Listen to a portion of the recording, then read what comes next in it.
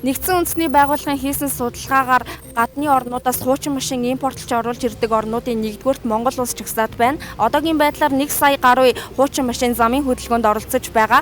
Энэ нь агаарын бохирдолд сөрөг нөлөө үзүүлэх гол хүчин зүйл болоод байгаа юм.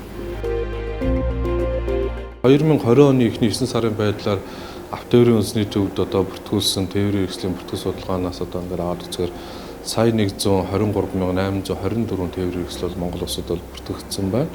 За үүнээс 605,124 нь Улаанбаатар хотод бүртгэлтэй гэсэн ийм статистиктэй харагдвал харагдаж байна. Монгол улсад бүртгэлтэй байгаа тээврийн хэрэгслүүдийн нэг 820 орчим мянган тээврийн хэрэгсэл нь өөрөө үйлдвэрлэснээс хойш 10-аас дээш жилийн насжилттай буюу олон жил ашиглагдсан гэсэн ийм тээврийн хэрэгслүүд бол байгаад байна. Автомашин гэдэг маань өөрөө хүчил төрөгчийг хөдөлгөөрлөгөөс орж аваад бензинтэй хамт шатаагаад түүнээс ялгарч байгаа энергээр нь хөдөлгөө гэсэн. Нэг энгийн дунд ширлээтэй иргэн өдөрт нэг 10 литр бензин шатахуун зарцуулдаг бол тэр хүн өдөртөө нэг машинаас нь 140 кг хүчил төрөгчийг нүүрс төрөгч болгоод бензинтэйг ингээд холио шатааж агаар орчныг бохирдуулдаг гэсэн. Тэгэхээр энэ тээврийн хэрэгслээс байгаль орчинд үзүүлж байгаа, экологид үзүүлж байгаа энэ хор нөлөө нь энэ утаанаас гадна тээврийн хэрэгслийн хаягдлууд нөгөө бусад хүнд металл энэ аккумулятор гэдэг юм уу, дугуй гэдэг юм уу, энэ маш их бохирдлууд нь өөрөө байгаль экологийг маш их бохирдуулж идэг. Тэгээд энэ дээрээс нь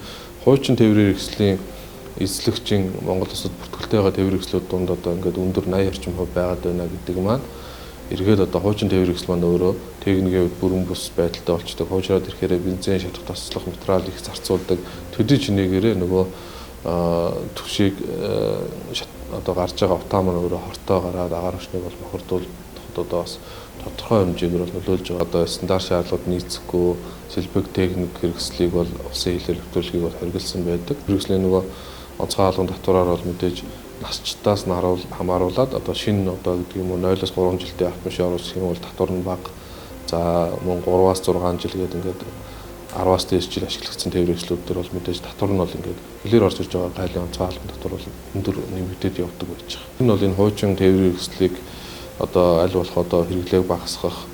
За энийг онох нь өөрөө эдийн засгийн үр ашиггүй байх ийм нөхцөлийг бүрдүүлэхийн тулд бас энэ тээврийн хэрэгслийн жилд авдаг албан татвараас нь бол ялгамжтай болгох. За шинэ машин арай бага, хуучин арай илүү хүч гэдэг юм уу төлдөг ийм механизмууд бол бусад улс орнууд бол байдаг.